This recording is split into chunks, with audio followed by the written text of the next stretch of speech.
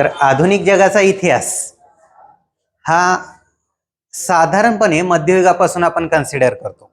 मग मध्ययुगापासून आपण का कन्सिडर करतो? मध्ययुगीन जो काही भारताचा इतिहास आहे तो तिकडे आधुनिक जगाचा इतिहास सुरू होतो 15व्या-16व्या शतकापासून. कारण ह्याच्यामध्ये आधुनिकता आपण काय पाहतो? वैज्ञानिक दृष्टिकोन किंवा विज्ञानाचा प्रसार किंवा वैज्ञानिक संशोधन आणि वैज्ञानिक प्रयोग ह्या वेगवेगळ्या गोष्टी आपण पाहतो की आधुनिकता एक वेगवेगळ्या पद्धतीने टेक्नॉलॉजिकली वाढत असताना म्हणजे जे काही मूलभूत विज्ञान तर आहेच आहे, पण मूलभूत विज्ञानाचा वापर करून टेक्नॉलॉजीचा जो काही आपल्या जीवनामध्ये उपयोग सुरू झाला त्याच्यावरून आपण आधुनिकता आपली कन्सिडर करतो किंवा त्याचं मोजमाप ठरवतो. फक्त जेम्स वॉटनं सांगितलं की बाबा केटलीमध्ये वाफ तयार होते आणि त्याच्यामुळं ते केटलीचं झाकण उघडतं. आपण त्याच्या आधी काय विचार करत असेल कदाचित की बाबा केटलीमध्ये भूत आहे, मग हे भूत आहे जे काय हे केटलीचं झाकण उडवतंय. पण तसं नाही ना, वाफ उडवते. मग या वाफेचा काय उपयोग काय झाला आपल्या दैनंदिन जीवनामध्ये? काय उपयोग झाला आपल्या दैनंदिन जीवनामध्ये? या जेम्स वॅटच्या वाफेच्या शोधाचा काय उपयोग झाला? वाफेच्या इंजिनाचा शोध सुरू लागला. वाफेच्या इंजिनाचा शोध लागला आणि त्याच्यामुळं काय झालं? ट्रान्सपोर्टेशन मध्ये आपल्याला फरक जाणवतो. म्हणून तुम्हाला म्हटलं की एखादी व्यक्ती बैलगाडीने प्रवास करतो आणि एखादी व्यक्ती रेल्वेने प्रवास करतो, तर आपण आधुनिक कुणाला म्हणणार? तर आधुनिक म्हणणार ते म्हणजे आपल्या रेल्वेने प्रवास करणाऱ्या व्यक्तीला. तर व्यक्तीच्या जीवनामध्ये जसं शिक्षण, त्याचबरोबर त्याचं जे काही परिवहन साधनांचा उपयोग त्याचा, त्याचबरोबर त्या विज्ञानाचा वापर त्याच्या दैनंदिन जीवनामध्ये टेक्नॉलॉजिकली कसा होतोय या सगळ्यावरून आधुनिकता ठरते. आणि त्याच दृष्टिकोनातून इतिहासामध्येही जर बघितलं आपण तर भारताचे जे काही कालखंड होतात, प्राचीन, मध्ययुगीन आणि आधुनिक. आता ही आधुनिकतेची परिभाषा जी आहे ती आपण त्याचे मोजमाप करत असताना मोस्टली काय करतो? शिक्षण पारंपरिक शिक्षण होतं ते संपलं, त्याचबरोबर शिक्षण झालंच, त्याचबरोबर ह्या शिक्षणामुळे विचार बदलले, तर ती विचारधारा विकसित झाली वेगळी. आणि ती विचारधारा म्हणजेच एक प्रकारे लोकशाहीची विचारधारा म्हणू शकतो आपण थोड्या प्रमाणामध्ये.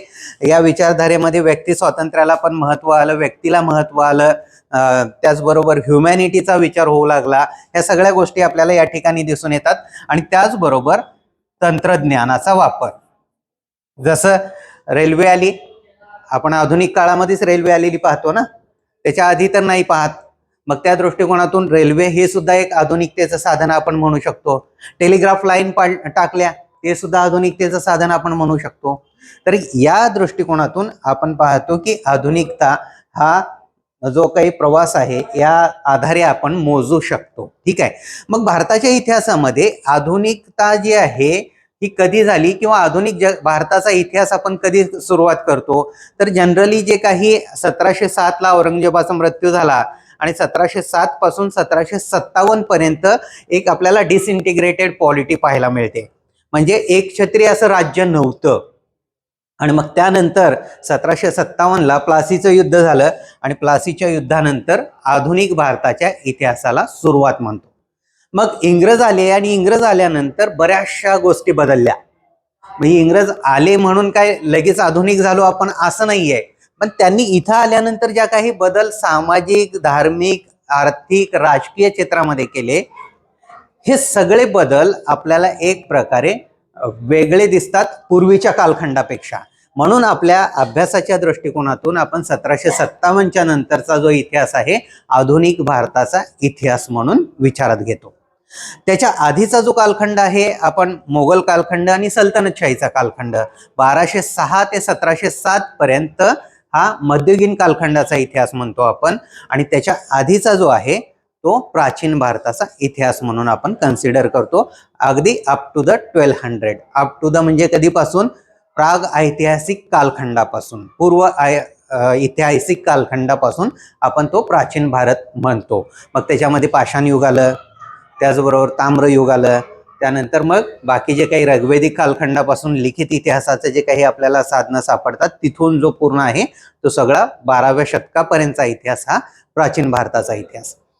तर आपल्याला आज आधुनिक भारताचा इतिहासाकडे जायचं आहे. आधुनिक भारताचा इतिहास याचा विचार केला जात असताना आपल्याला एक बिपिन चंद्रांचं पुस्तक आहे, India struggle for independence. Bipin Chandra हा आपल्याला आधुनिक भारताच्या इतिहासाचे पुन्हा आपण 2 कालखंड करतो. ते कुठले आहेत? एक आपण मूळतः 1757 ते 1947 हा आधुनिक भारत म्हणतो, पण यात ही 2 कालखंड होतात.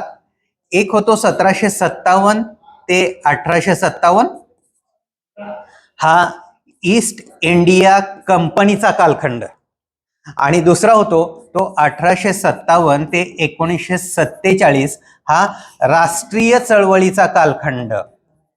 राष्ट्रीय चळवळ म्हणजे 1857च्या उठावानंतर जे काही राष्ट्रवादाची पेरणी भारतामध्ये झाली आणि मग त्यामधले जे काही पूर्ण त्याचं एक चळवळीमध्ये रूपांतरण आणि मग त्याच्यामध्ये जे काही विविध विचारधारा असतील, विविध त्याचे जे काही काय म्हणतो आपण त्याला की ट्रेंड्स आहेत, हे सगळे आपण विचारात घेतले तर सगळी मिळून एक राष्ट्रीय चळवळ होती 1947 पर्यंत. तर 1857 ते 1947 हा राष्ट्रीय चळवळीचा कालखंड म्हणतो. आता जे नाव सांगितलं बिपिन चंद्रांचं पुस्तक ते 1857 ते 1947 या कालखंडासाठी खूप गरजेचं आणि आवश्यक पुस्तक आहे. या पुस्तकामधून तुम्हाला जवळपास नाही म्हटलं तरी पण आपलं UPSC आणि MPSC राज्यसेवा याच्यामधले या टॉपिकवरती येणारे जे काही 6-7 प्रश्न आहेत ते कम्प्लीट कव्हर होऊन जातील. आणि दुसरा जो काही संपूर्ण ह्याच्यासाठी एक पुस्तक आहे ते म्हणजे BL ग्रोवर यांचं किंवा ग्रोवर आणि ग्रोवर यांचं म्हणू शकतो, किंवा मराठीमध्ये ग्रोवर आणि बेल्हेकर यांचं पुस्तक म्हणतो आपण त्याला. तर ते पुस्तक आहे आधुनिक भारताचा इतिहास. तर ही 2 पुस्तकं सफिशियंट होतात. पण एक आहे याच्यामध्ये की तुम्ही ज्यावेळेस ग्रोवर आणि बेल्हेकर यांचं पुस्तक वाचताय तर तुम्हाला त्याच्यामध्ये स्कॅटर्डनेस दिसेल, कसा इतिहास घडत चाललेला आहे काहीच समजणार नाही. ते पुस्तक हे तुम्हाला ॲडिशनल इन्फॉर्मेशन म्हणून उपयोगाला ठरेल. तर त्या दृष्टिकोनातून इतिहास कसा घडत गेला आणि काय नाही, त्याला इतिहासाला मी म्हणतो ना तुम्हाला की एक गुंफलं पाहिजे. तर ते स्टेप बाय स्टेप जोपर्यंत आपण अभ्यास करत नाही तोपर्यंत इतिहास हा समजत नाही. आपण प्रत्येक घटनेला इंडिव्हिज्युअल घटना म्हणून पाहायला लागलो तर इतिहास कधीच समजत नाही. तर इतिहासामध्ये पुढली घटना पाठीमागच्या घटनावरती आधारित असते, त्याला कार्यकारण भाव म्हणतो आपण. दरवेळेस मी तुम्हाला म्हणतो तसंच, जसं की आपण याच्यामध्ये जर बघितलं 1927चं सायमन कमिशन आलं, किंवा 1930ला जे काही हे सविनय कायदेभंग चळवळ सुरू झाली, याचा आपण पाठीमागे जर आढावा घेतला या घटनेचा तर ते कुठं जातं, तर ते 1909च्या कायद्यामध्ये जातं. 1909चा कायदा झाला, त्यानंतर 1919चा कायदा झाला, आणि 1919च्या कायद्यानंतर ठरलं होतं 10 वर्षानंतर पुढं काही राजकीय सुधारणा आहेत त्या दिल्या जातील, आणि त्या दृष्टीने 1929ला हा कायदा होणार होता. आणि या दृष्टिकोनातून जी काही मागणी होत होती त्याच्या आधीच हे सायमन कमिशन आलं, आणि त्या सायमन कमिशन नंतर ज्या काही घटना घडल्या त्या घटनांच्या दृष्टिकोनातून पुढील त्याचा 1930च्या सविनय कायदेभंग चळवळीमध्ये रूपांतर झालं. तर इतिहासामध्ये या पद्धतीनं प्रत्येक घटना ही कुठल्या ना कुठल्या घटनेला आधारभूत असते. हे समजून जर आपण अभ्यास केला तर इतिहास खूप सोपा आहे. आणि प्रत्येक घटना जर आपण इंडिव्हिज्युअल बघायला लागलो, फक्त हे वेगळं हे वेगळं, तर इतिहास हा फक्त आकडेवारी आणि सणसणावळ्या यांचा घडून जातो, बाकी आपला दृष्टिकोन विकसित होत नाही. म्हणून इतिहासाचा, आधुनिक भारताच्या इतिहासाचा अभ्यास केला जात असताना ही क्रमवारीता तुम्हाला सांभाळणं गरजेचं आहे, तर तुम्हाला खऱ्या अर्थानं त्याचं विश्लेषण करायला जमतं. आता जर समजा तुम्ही फक्त 1927च्या सायमन कमिशनचा विचार करत असाल आणि विश्लेषण करायला सांगितलं, आणि तुम्ही जर समजा 1919च्या कायद्यापर्यंत नाही गेलात किंवा त्याच्या आधीच्या राजकीय घटनात्मक सुधारणांच्या मागणीकडे नाही गेलात, तर या उत्तराला तुम्हाला वेटेज येणार नाही. आणि पुढील जो काही अभ्यास करायचा आहे तो ज्यावेळेस आपल्याला डिस्क्रिप्टिव्ह मध्ये करायचा आहे तर या पद्धतीने विचार करणं गरजेचं आहे. अन्यथा ऑब्जेक्टिव्ह पॅटर्न मध्ये काय येणार आहे, याच्याशी रिलेटेड कुठले तरी 5-6 पॉईंट दिले जातील आणि त्याच्यामधून तुम्हाला योग्य अयोग्य या पद्धतीने विचार करायचा आहे. पण अनालिटिकल अप्रोच हा UPSC आणि राज्यसेवा डिस्क्रिप्टिव्ह याच्यामध्ये इम्पॉर्टंट ठरणार आहे आणि म्हणून या दृष्टीनं इतिहासाचा अभ्यास होणं गरजेचं आहे, हे लक्षात असू द्या. आता इथं सगळंच पाठ करून अगदी म्हणजे औरंगजेबाचा मृत्यू कुठं झाला, कसा झाला, रात्री त्यानं काय जेवण केलं होतं, कशामुळे झाला, याचा काही उपयोग होणार नाही. आता आपल्याला विचारात घ्यायचंय औरंगजेबाच्या मृत्यूमुळे काय परिस्थिती बदलली, याचा अभ्यास करायचा, याचा विचार करायचा आहे. ठीक आहे, तर हे पूर्णपणे बदल होतोय हे लक्षात असू द्या. आणि याच्यासाठी हे आता सांगितलेली 2 पुस्तकं सफिशियंट होतील आणि नोट्स मधून तरी बऱ्यापैकी आपल्या कव्हर होऊन जाईलच. ठीक आहे, तर दोन्हीला पण दोन्हीलाही सफिशियंट होतील. ठीक आहे, आता याच्यामध्ये एक जर बघितलं तर आपल्याला लक्षात येईल की आधुनिक भारताचा इतिहास 1757ला मी म्हणतोय, 1757ला सुरू झाला का? आता मी इथं कॉन्ट्राडिक्टरी म्हणतोय की नाही, 1757ला नाही, त्याच्या आधीच सुरू झाला होता. कधी सुरू झाला? मी एका वेळेस म्हणतोय की 1757 ही आपली एक लाईन ऑफ, जसं ऍक्च्युअल कंट्रोल म्हणतो आपण भारत पाकिस्तानच्या ह्याच्यामध्ये, तसं ऍक्च्युअल ही लाईन आहे 1757. पण त्या आधी त्याचा मागोवा येतोय. कुठं येतोय? ज्यावेळेस खऱ्या अर्थानं युरोपीय कंपन्या भारतामध्ये एंट्री केल्या व्यापाराच्या दृष्टिकोनातून, तेव्हा त्याचा कुठंतरी मागोवा घ्यावा लागतो, आढावा घ्यावा लागतो. आणि ते जर नाही घेतलं तर मग या कंपन्यांनी काय काय केलं आणि त्याच्यामुळे काय बदल झाले हे काहीच समजणार नाही आपल्याला. मग याच्याही आधी जर बघितलं तर आपल्याला दिसून येतं की हा सगळा जो खेळ आहे तर तो कुठे येतो? व्यापारामध्येच येतो. पुन्हा एकदा जे काही जगामधलं जे काही बदल झालेले आहेत ते मोस्टली व्यापारी दृष्टिकोनातूनच बदल झालेले आहेत, हे आपण पाहतो. भलेही मग ते राजकीय असतील किंवा कसेही असू द्या, साम्राज्य वाढवण्याचा विचार पण त्यामुळेच येतो ना. साम्राज्य विस्तार कशासाठी करायचा आहे? साम्राज्य विस्तार कशासाठी करायचा? रेव्हेन्यू जास्त यावा. मग पूर्वीच्या काळामध्ये रेव्हेन्यू जास्त कधी येणार होता? जमीन जास्त असेल तर. त्या काळामध्ये व्यापार हा काही फार मोठा त्याचं कॉन्ट्रीब्युशन असायचं असं नाही ना. तर ते जमिनीचा म्हणजे जमीन महसूल हा इम्पॉर्टंट फॅक्टर होता. म्हणून जमीन महसूल म्हणजेच काय? ज्या राजाकडे जास्त जमीन तो जास्त श्रीमंत, हे एक साधारणतः गणित असायचं. आणि मग या दृष्टिकोनातून जर विचार करायला गेलं तर आपल्याला दिसून येईल की भारतामधला जो काही सिल्क रूट आहे, हा सिल्क रूट आपल्याला युरोप पर्यंत जायचा आणि या सिल्क रूटच्या माध्यमातून व्यापार व्हायचा. मग हा भारतामध्ये म्हणण्यापेक्षा पूर्वेकडील सर्वच देशाबरोबर, मग ते चायनाचा असेल किंवा भारताचा असेल किंवा अगदी इंडोनेशियातून वगैरे येणारा असेल. पूर्वीच्या काळामध्ये काही जहाज वगैरे नव्हते आणि त्याच्यामुळे जहाजामधून काही व्यापार करता यायचा नाही. मग जहाजामधून व्यापार करता यायचा नाही म्हणल्यावर विमानाचं तर दूरच राहिलं. ठीक आहे, आणि मग व्यापार कसा करायचा? आता ही मेजर व्यापार जो आहे कसा होतो? ट्रेड कसा होतोय? जहाजामधूनच होतोय, समुद्र मार्गेच होत असतो. बरोबर आहे. मग अशा वेळेस कॉन्स्टँटिनोपोल म्हणून एक शहर आहे मध्य आशियामध्ये, इस्तंबुल आजच्या काळातलं. तर त्या इस्तंबुलमध्ये हा सगळा जो काही भारतावर परिणाम करणारा जो काही पुढील काळामधील घटना होती तो इथं ठरतो. 15व्या शतकामध्ये या ठिकाणी तुर्कांनी एक प्रकारे याच्यावरती कंट्रोल केलं आणि हा जो काही मार्ग आहे तो मार्ग हा खंडित झाला.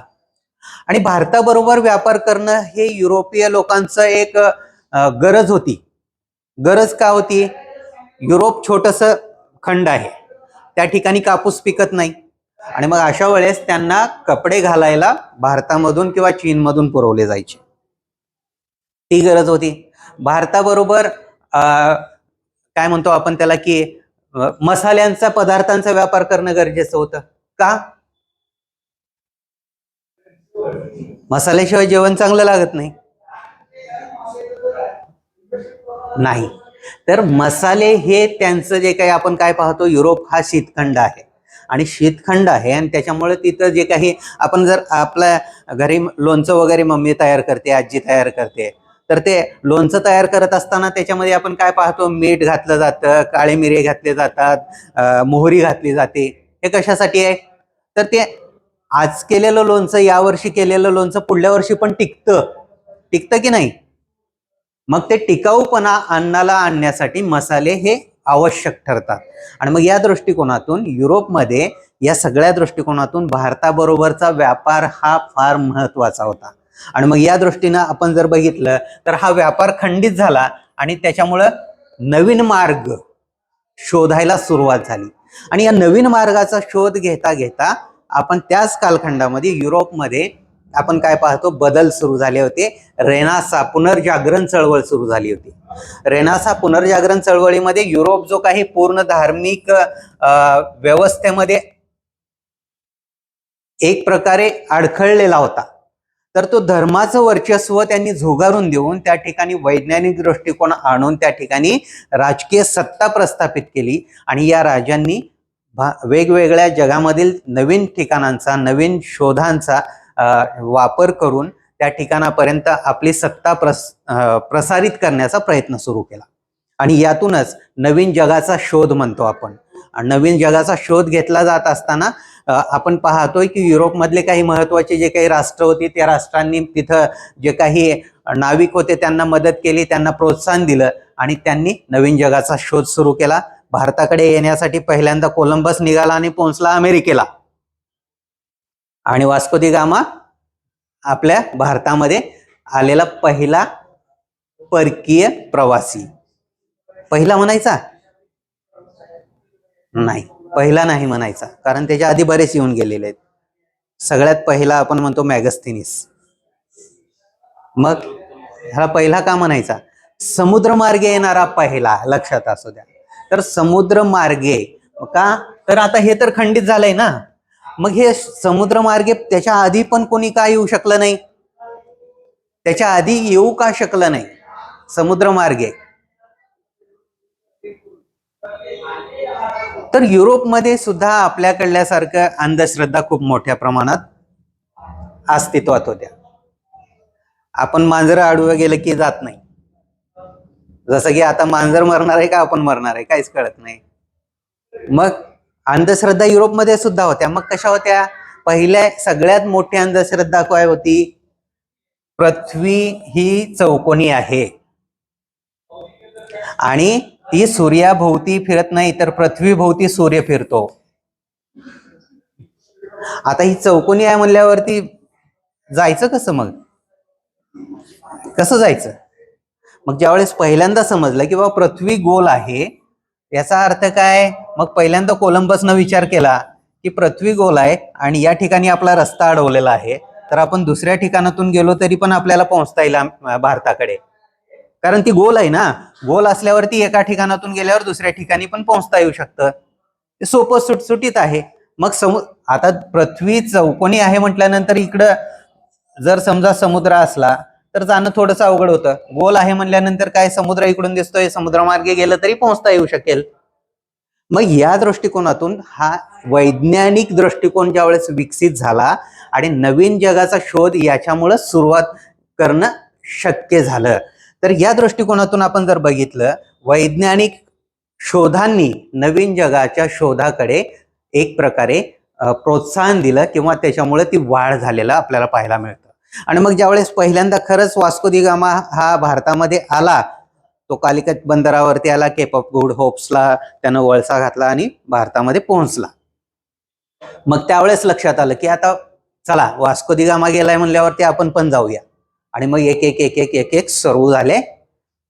त्याला काय म्हणतो, वोयेजेस किंवा काय म्हणतो, खलाशी. मग त्या खलाशामध्ये सुरू झाले. मग भारतामध्ये यायचं म्हणल्यानंतर भारतात येत असताना जर समजा आता हा समुद्र किनारा आहे, तर समुद्र किनाऱ्यावरती हा इथं आलाय, तर मग इथं आल्यानंतर याला काय सगळा माल इथंच मिळणार आहे का? मग इथून आणावं लागेल का नाही इतर भारतातून? मग इथून भारतातून आणून लगेच आणल्या लगेच बोटीमध्ये भरला आणि गेला निघून, असं होणार आहे? बोटीमध्ये भरायला तरी वेळ लागणार आहे का नाही? 2-4 दिवस तरी लागतील का नाही? मग त्याच्यासाठी काय करावं लागेल? इथं गोडाऊन तयार करावे लागतील.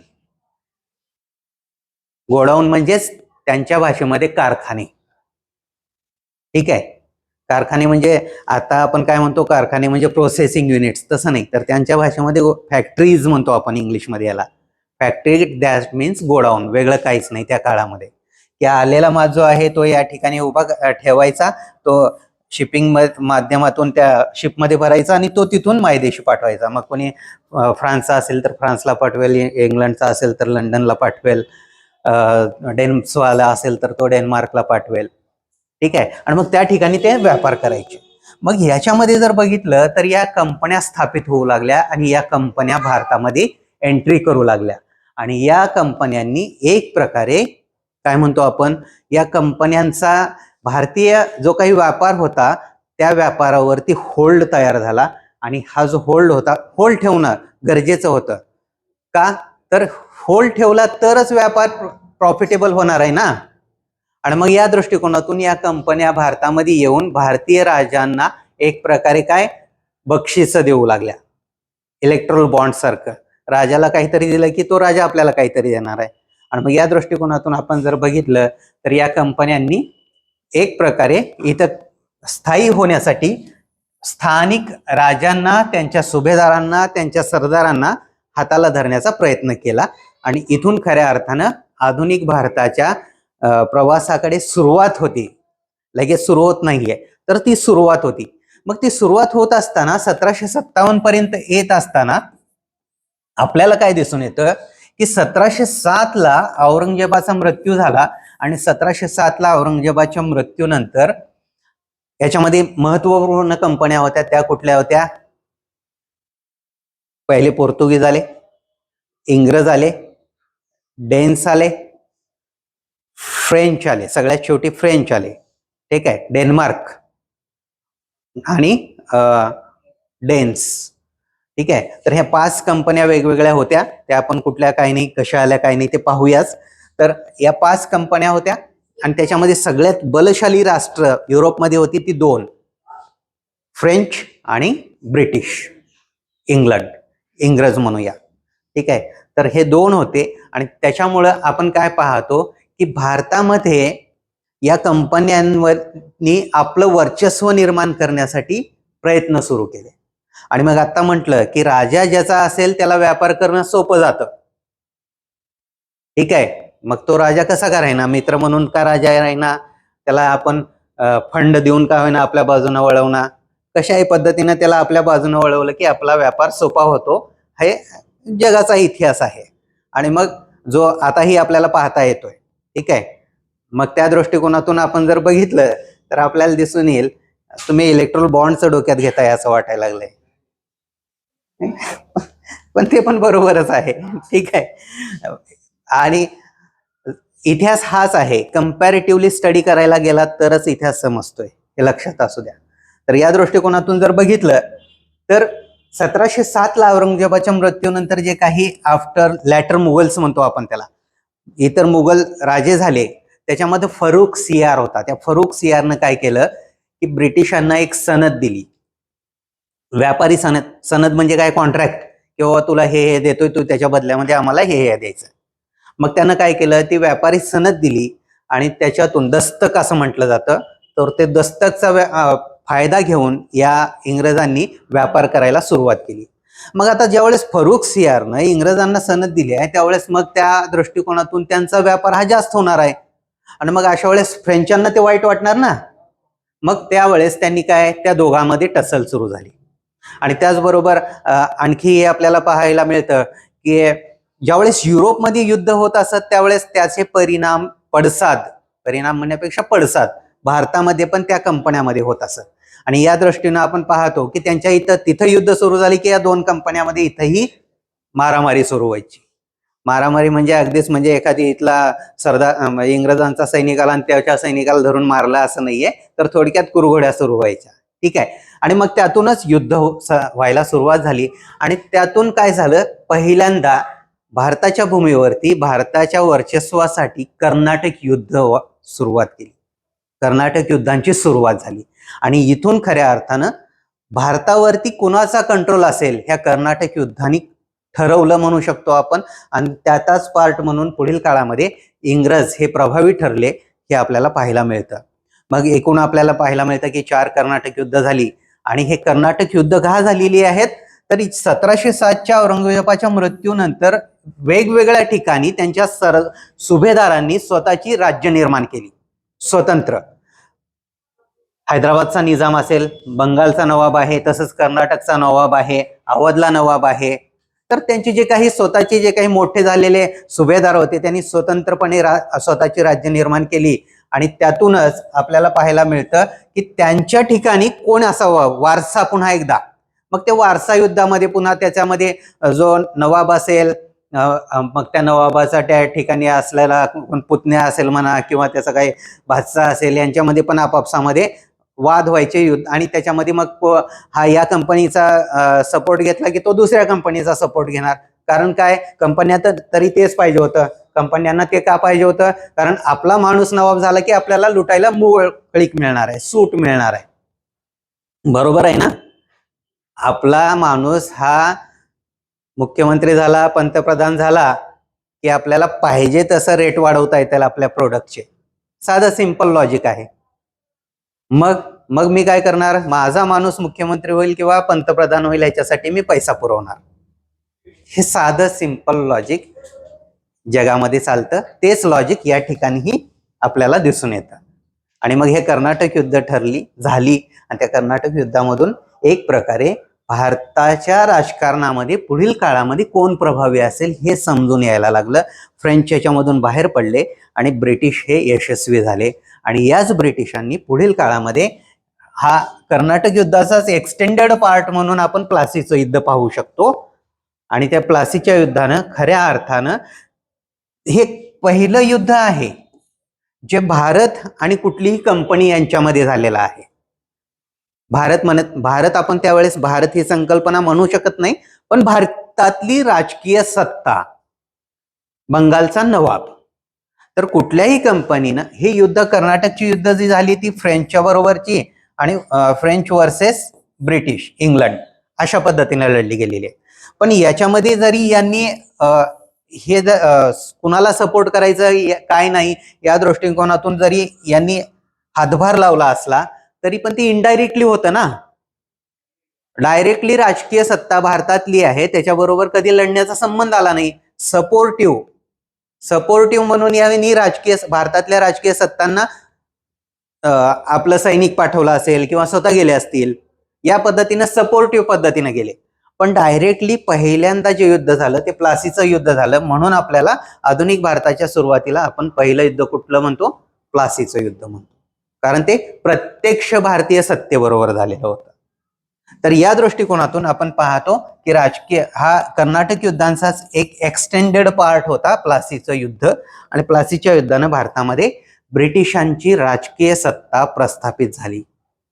तर थोडक्यात काय, आधुनिक भारताचा इतिहास आपण जरी 1757 म्हणत असलो तरी पण पाठीमागची पार्श्वभूमी बघता आपल्याला या कंपन्या भारतात कसा आल्या, कशासाठी आल्या, कुठं त्यांनी स्वतःच्या फॅक्टरी स्थापन केल्या हे माहिती असणं, समजणं गरजेचं आहे, हे लक्षात असू द्या. आणि त्यानंतर मग 1757 नंतर 1857 पर्यंतचा जो इतिहास आहे हा ईस्ट इंडिया कंपनीचा इतिहास आहे. ईस्ट इंडिया कंपनीचा इतिहास म्हणजे काय आहे, यांनी कशा पद्धतीने पूर्ण भारतावरती वर्चस्व निर्माण केलं. मग भारतावरती वर्चस्व निर्माण करताना भारतीय सत्ता बरोबर लढायला पाहिजे. मग सगळ्यात महत्वपूर्ण सत्ता कुठल्या होत्या, तर बंगालचा नवाब, म्हणजे बंगालची युद्ध, ब्रिटिश आणि बंगाल थोडक्यात. त्यानंतर सगळ्यात महत्वपूर्ण दुसरी सत्ता बघायला गेलं तर म्हैसूर बरोबरचं युद्ध, म्हणजे ज्याच्यामध्ये हैदर अली आणि टिपू सुलतान म्हणतो आपण, तर ते म्हैसूरचं युद्ध. तिसरं महत्वपूर्ण मराठा, तर ते इंग्रज मराठा युद्ध. मराठ्यांचे वेगवेगळे 5 सरदार होते, पेशवे, भोसले, गायकवाड, शिंदे आणि होळकर. तर यांच्या बरोबरची सर्व युद्ध 3 मराठा युद्ध झाली एकूण, इंग्रज मराठा युद्ध. त्याच्यामधून बराचसा भूभाग, कारण काय आहे, मोगल सत्ता संपल्यानंतर सगळ्यात मोठी सत्ता कुठली असेल तर ती मराठा सत्ता होती. म्हणून आपण एका पद्धतीने असंही म्हणू शकतो की अप्रत्यक्ष पद्धतीनं ब्रिटिशांनी भारत जिंकला तो मोगलांकडून नाही, मराठ्यांकडून जिंकला. कारण पेशवाईचा अंत ज्यावेळेस 1818ला झाला त्यावेळेस खऱ्या अर्थानं ब्रिटिशांनी भारतावरती वर्चस्व निर्माण केलं. तर या दृष्टिकोनातून मराठा सत्ता आहे. आणि त्यानंतर मग पंजाबला शिखांशी युद्ध. तर साधारणपणे जर बघितलं तर बंगाल, म्हैसूर, मराठा, शीख हे युद्ध जे आहेत या युद्धामधून ब्रिटिशांनी भारत जिंकला. म्हणजे ईस्ट इंडिया कंपनीचं पहिलं जर आपण हे बघितलं तर काय दिसून येतं, सगळ्यात महत्वाचं साम्राज्य विस्तार. ईस्ट इंडिया कंपनीचा साम्राज्य विस्तार हा पहिला पॉइंट झाला. मग हे साम्राज्य विस्तार करत असताना एक तरी युद्ध आणि त्याचबरोबर काही धोरणं होती. त्यातली 2 महत्वपूर्ण धोरणं होती ज्याच्यामधून भारताचं पूर्ण त्यांनी इंग्रजीकरण किंवा इंग्रजांच्या पंखाखाली भारत घेतला. ही 2 महत्वपूर्ण धोरणं कुठली? लॉर्ड वेलस्लीचं तैनाती फौजेचं धोरण, तैनाती फौज, आणि दुसरं होतं डलहौसीचं खालसा धोरण, डॉक्ट्रिन ऑफ लॅप्स. तर हे 2 धोरणं आहेत ज्याच्यामुळे संपूर्ण भारत कुठलंही युद्ध न करता इंग्रजांनी जिंकला. तर ही 2 महत्वपूर्ण धोरणं. आणि त्याचबरोबर आपल्याला दिसून येतं की एक तरी युद्ध, दुसरं महत्वपूर्ण धोरणे, आणि तिसरं काय आहे, याचं कन्सोलिडेशन केलं जात असताना आणलेली वेगवेगळी कायदे. कारण कंपनी आहे म्हणल्यानंतर साहजिकच आहे की आता समजा आज भारत सरकार आहे, भारत सरकारचा प्रमुख म्हणून मोदी जे आहेत, आणखी दुसरं कोणी असेल पंतप्रधान म्हणून. पण भारतातल्या एखाद्या कंपनीनं दुसरा देश जिंकला, मग त्या ठिकाणी मोदी असतील किंवा आणखी कोणता पंतप्रधान असेल, त्याला वाटणार की कंपनीकडे आपण कसं द्यायचं, कंपनीला दुसऱ्या देशावरती प्रमुख, मग त्या कंपनीचा मालक हा त्या देशाचा प्रमुख झाला इनडायरेक्टली, मग तो कसा आवडणार? नाही आवडणार, कुणालाही नाही आवडणार. आणि मग काय होईल, कंपनीमध्ये कंपनीलाच कंट्रोल केलं जाईल, कारण ती भारतातली कंपनी आहे ना. मग भारतातली कंपनी आहे म्हणल्यावर तिला कंट्रोल कसं करायचं, तर त्याच्यासाठी काहीतरी कायदे आणायचे. कायदे आणले, त्याच्यामध्ये आपले माणसं घुसवली की आपोआपच कंट्रोल झालं. आणि मग अशा दृष्टिकोनातून इंग्रजांनी वेगवेगळे कायदे आणली साम्राज्य विस्तार केला जात असताना कंपनीवरती कंट्रोल करण्यासाठी. तर त्यालाच आपण पहिलं रेग्युलेटिंग म्हणतो, रेग्युलेट. त्यातच आहे, नावातच आहे नियंत्रण. कुणाचं नियंत्रण करायचं आहे? भारताचं नाही, कंपनीचं नियंत्रण करायचं आहे त्यांना. आणि या आधारे या वेगवेगळ्या कायद्यांच्या आधारे काय झालं, कन्सोलिडेशन म्हणजे काय आहे, एक प्रकारे सत्ता पूर्णपणे एकत्र आणली. तर कन्सोलिडेशन हे केले या कायद्यांच्या आधारे. आणि हाच आपल्याला साधारणतः 1757 ते 1857 पर्यंतचा इतिहास आहे. आता ज्यावेळेस सत्ता येते त्यावेळेस सत्ता आल्यानंतर साहजिकच आहे धोरणे आखावी लागतात. मग धोरणं कशासाठी आखायची आहेत? महसूल जमा करण्यासाठी. महसूल, राज्य चालवायचं म्हणल्यावर पैसा पाहिजे ना. पैसा थोडंच इंग्रज तिकडून आणून इथं राज्य चालवणार होते. हा चला भारतामधलं राज्य चालवायचंय म्हणून ब्रिटिशावरती कर डबल केलाय, असं होईल का? नाही होणार. मग इथल्याच लोकांकडून, कारण त्यांना तिकडे घेऊन जायचा होता पैसा, आणि मग तिकडे घेऊन जायचा आहे तर मग इथल्या लोकांकडून पैसा काढायचा पाहिजे ना. मग कसा काढायचा? महसूल धोरण. त्यातून आपण काय पाहतो, आर्थिक धोरणे. आर्थिक धोरणामध्ये सगळ्यात महत्वपूर्ण जमीन महसूल धोरण. मग जमीन महसूल धोरण आणलं कशासाठी? जास्तीत जास्त महसूल मिळवण्यासाठी. मग ते कायमधारा आणलं, काही ठिकाणी महलवारी आणली आणि काही ठिकाणी रयतवारी आणली. नावामध्ये रयत जरी असलं तरी पण रयतेचं नुकसानच होतं. रयत काही खूपच म्हणजे फ्लोरिश झाली आहे आणि रयतेला खूप समाधानी, आणि राजाच्या नंतर रयतच असं काहीच नव्हतं, फक्त नाव होतं रयतवारी. तर जमीन महसूल धोरण. आणि त्याचबरोबर त्यांचं औद्योगिक धोरण पण होतं. औद्योगिक धोरणामध्ये सगळ्यात महत्वपूर्ण भारतामध्ये काही चला आता उद्योगधंदे आणूया, मोठ्या कंपन्या टाकूया, भारताचं मॉडर्नायझेशन करूया असं नाही. तर औद्योगिक धोरणामध्ये भारतातली इंडस्ट्री कशी संपवायची हे धोरण त्यांचं होतं. ते कसं काही नाही ते आपण पाहूयाच. अनौद्योगिकरण कसं केलं भारताचं हे याच्यामधून आपल्याला लक्षात येईल. आणि जे काही भारतामधली मूळ गरिबी आहे त्या मूळ गरिबीचं कारण हे त्यांचं औद्योगिक धोरण आणि जमीन महसूल धोरण कसं आहे हे पण समजेल आपल्याला. भारतातल्या गरिबीला नेहरू जबाबदार नाहीयेत, तर भारतातल्या गरिबीला इंग्रज जबाबदार आहेत. ते कसं काय नाही आपल्याला ते लक्षात येईल. ठीक आहे. तर मूळतः 1757 ते 1857 पर्यंत हे 4-5 पॉइंट्स आपल्याला पाहणं गरजेचं आहे. आणि मग साधारणतः त्याच कालखंडामध्ये अजून एक ह्याच्यामधला महत्वपूर्ण पॉइंट येतो, तो म्हणजे कुठला? यांनी भारतामधील सामाजिक सुधारणा केलेल्या सामाजिक सुधारणा. आता या सामाजिक सुधारणा आणल्या जात असताना याच्यामध्ये शिक्षण हे महत्वपूर्ण ठरणार होतं आणि त्या दृष्टिकोनातून शिक्षणाशी रिलेटेड केलेल्या सुधारणा.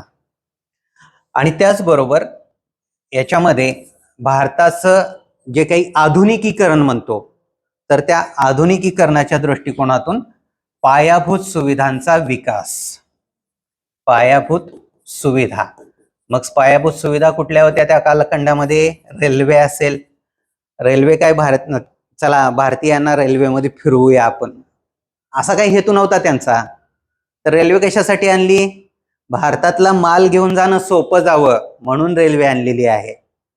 भारतीयांना भारत दर्शन करवायचं नाही आहे त्यांना, तर माल घेऊन जायचा आहे. दुसरं टेलिग्राफ. टेलिग्राफ आली. तार म्हणतो ना आपण, तार. आता काय सगळं मोबाईल इन्स्टंट आहे. पूर्वीच्या काळामध्ये ते तिकडून संदेश येणार आणि मग तो कुठं टाईप होणार आणि मग समजणार, असं असायचं. मग हे टेलिग्राफ लाईन कशासाठी आणली? त्यांच्या सोयीसाठी, लष्करी सोयी सुविधांसाठी टेलिग्राफ लाईन आली, किंवा प्रशासकीय आणि लष्करी असं म्हणू शकतो आपण. तर त्याच्यासाठी हे आणलं. पोस्ट काय, पोस्ट आलं लगेच, चला पोस्ट कार्ड आहे आणि लिहूया आपण पत्र एकमेकाला. लिहिण्यासाठी शिकायला म्हणजे शिक्षण तर आलं पाहिजे, काही अबकड तर लिहिता आलं पाहिजे नाही. मग पोस्ट कशासाठी आलं? त्यांच्या सुविधेसाठी आलं. ठीक आहे. तर हे एक महसूल साधन होतं. महसूल, याच्यामधून पण पैसे मिळवायचे होते. मग ते काही 4-5 कसं असतं, नवीन मोबाईल घेतल्या घेतल्या आपण सगळे फीचर्स पाहण्याचा प्रयत्न करतो ना. नवीन व्हॉट्सअप आल्या लगेच चला व्हॉट्सअप, हाय हाय हाय, हॅलो हॅलो हॅलो, सगळ्यांना ओळखीचा असो नसो, हाय हॅलो. इंस्टाग्रामला फॉलो, फेसबुकला फॉलो मी किंवा फॉलो दोन. मग ओळखीचा, अरे तो त्याच्या मित्राचा मित्राचा मित्र, तरी सुद्धा आपण त्याला लगेच फ्रेंड रिक्वेस्ट टाकतो. आता ह्याचं आणि ह्याचं काय रिझन आहे मी बोलतोय त्याचं? पोस्ट आल्यानंतर टेलिग्राफ कार्ड पाठवायची सुविधा झाली. मग सुरुवातीच्या कालखंडामध्ये लोक त्याचा विचार म्हणजे प्रयोग जास्तीत जास्त केला असतील का नाही? मग त्या दृष्टिकोनातून महसूल जमा झाला.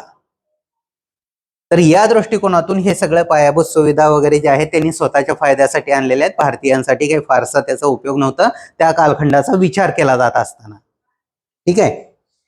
तर या बाबी आपल्याला या 100 वर्षाच्या कालखंडामधले पाहायचे आहेत. त्यांनी काय बदल केले, पण त्याचे परिणाम काय झाले आणि कशासाठी बदल केले, या दृष्टिकोनातून याचा आपल्याला विचार करायचा आहे. आणि त्यानंतर 1857 ते 1947. आता इथं मात्र पहिलं युद्ध झालं 1857चं, आणि त्या युद्धानंतर भारतीयांच्या एक प्रकारे नवीन जाणीवा निर्माण झाल्या. अगदीच लगेच राष्ट्रवाद झाला, आणि राष्ट्रवाद आल्या लगेच आपण म्हटलं की चला इंग्रजांनी निघून जावा, असं काही झालेलं नाहीये. ठीक आहे. तर 1857चा उठाव झाला. त्यावेळेस 1857च्या उठावानंतर हळूहळू राष्ट्रवादाचा विचार प्रवाह सुरू झाला.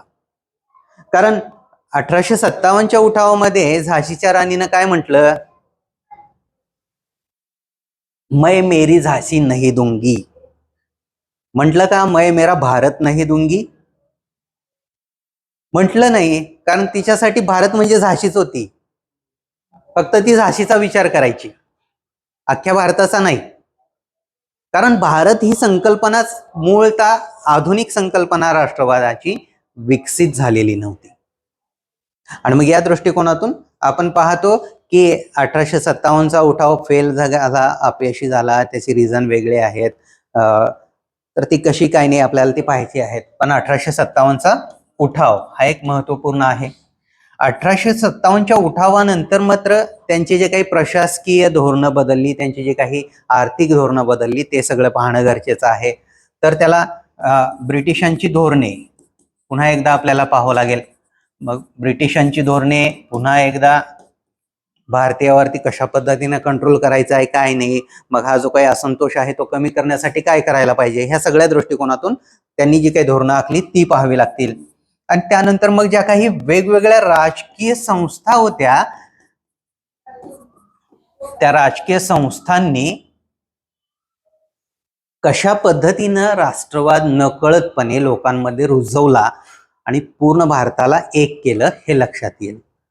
कारण असं नाही झालं की 1857चा उठाव झाला आणि लगेच लोकांना राष्ट्रवाद समजला, भारत एक वेगळं राष्ट्र आहे, इंग्रज एक वेगळं राष्ट्र आहे आणि भारतातून बाहेर हाकलण्यासाठी लगेच चळवळ सुरू झाली, असं काही झालेलं नाही आहे.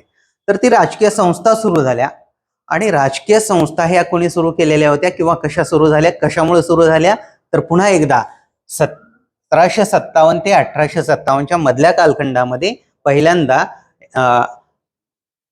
1813च्या कायद्यानं 1,00,000 रुपयाची तरतूद शिक्षणासाठी झाली भारतीयांच्या, आणि भारतीयांना आधुनिक करण्याचा प्रयत्न सुरू झाला.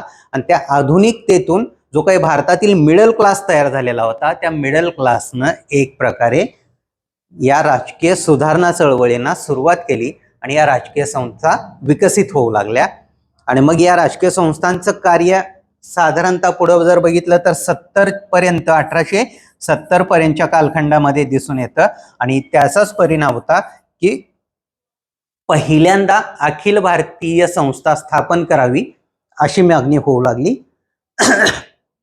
आणि त्यातूनच आपण पाहतो की यातूनच पुढे जाऊन 1885ला राष्ट्रीय काँग्रेसची स्थापना झाली.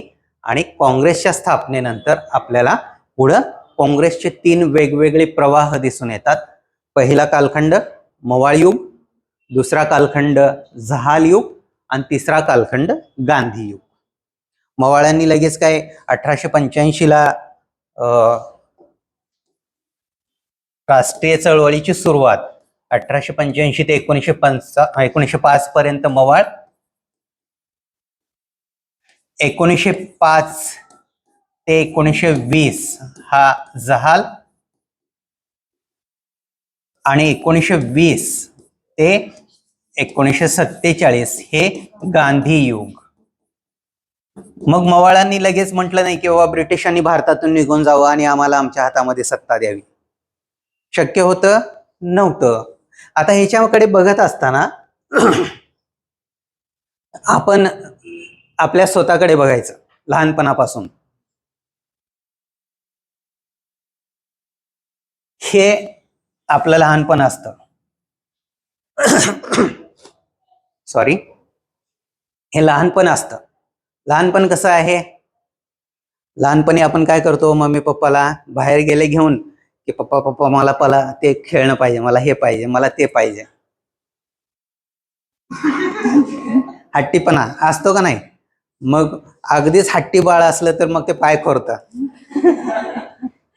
रडायला सुरू करतं.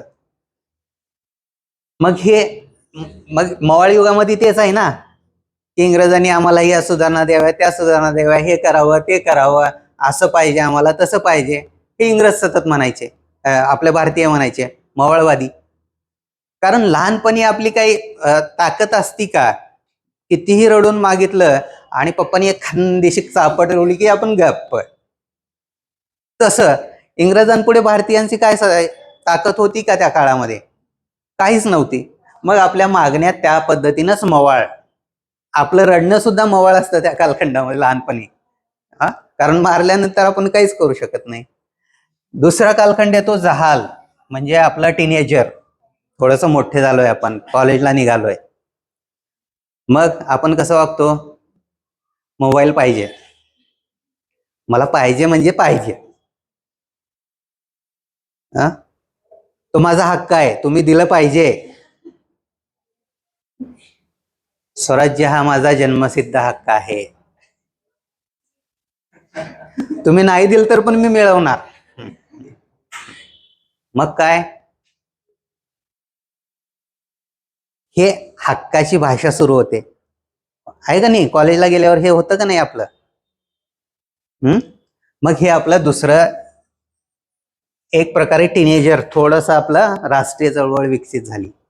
आणि त्यानंतर मग महात्मा गांधींनी आपल्याला पूर्णपणे कॉलेज युगामध्ये नेलं, आपण वाढलो, विस्तारलो, आणि ज्यावेळेस आपली भाषा बदलती, काय, हा माझा हक्क तर आहेच आहे, तुम्ही दिलंच पाहिजे, आणि तुम्ही हे नाही दिलं तर मी हे करणार नाही. असहकार. मम्मीने सांगितलं जा रे दळणाची पिशवी ठेवून ये, नाही करणार. बाजारातून हे घेऊन ये, नाही आणणार. आणि अगदीच काय, बाहेर निघून गेलं आणि रात्रीच घरी आलं. तसं महात्मा गांधींनी सांगितलं, तुम्ही आम्हाला हे द्या, नाहीतर मी असहकार करणार, उपोषण करणार, जेवणार नाही मी, मला हे मिळेपर्यंत मी जेवणार नाही. केलाय का नाही? म्हणून म्हणलं आपलंच प्रतिबिंब आहे, वेगळं काहीच नाही आहे. एवढं सोपं आहे हे. तर हे समजून घेतलं ना, यामध्ये काही अवघड नाही. आणि मग याच्यामध्ये छोट्या मोठ्या घटना येत असतात, ते कनेक्टेड करायचं त्याला, किंवा ही चळवळ मग मवाळ वयात सुरू झाला, मग यांची धोरणं काय होती, यांचे कार्यक्रम काय होते, का तसे होते. साहजिकच आहे, आता जे सांगितलं की ते कालखंड म्हणजे तो आक्रमकच होता. आत्ताच्या दृष्टीने विचार करायला गेलं तर मवाळवाद हा त्यावेळेस आक्रमक होता. त्या कालखंडाचा विचार करताना ज्यावेळेस कुणीच बोलत नव्हतं, त्यावेळेस ते बोललेलं जात होतं. आजही आपण सरकारला म्हणू शकत नाही की तुम्ही सैन्य कमी करा, तुमचे खर्च कमी करा, तुम्ही भर रस्त्यामध्ये जाऊन असं बोला, उद्या लगेच पोलिस येतील. मग त्यावेळेस ते म्हणायचे. तर हे असं ह्या सगळ्या गोष्टी आहेत. आणि मग या कालखंडामधल्या ज्या काही कनेक्टिव्ह डॉट्स आहेत, ते आपण जर कनेक्ट करायला इझिली शिकलो तर अवघड काहीच नाही, फक्त ती कन्सेप्ट लक्षात घेणं गरजेचं आहे. ठीक आहे, येतंय लक्षात? काही अवघड आहे? तर इतिहास हा काही अवघड नाहीये, उलट आपल्याला आवडीचा विषय आहे. आता आपण आधुनिक मध्ये आहे, त्यामुळे राजे महाराजे किंवा राण्या वगैरे यांचा काही जास्त आपल्याला समज येणार नाही. ठीक आहे, पण तरी पण आपल्याला इंग्रज नवीन, त्यामुळे आपल्याला इंग्रजांच्या दृष्टिकोनातून थोडंसं विचार करून कशा पद्धतीनं हसत खेळत इतिहास शिकायचा आहे ते आपल्याला लक्षात येईल.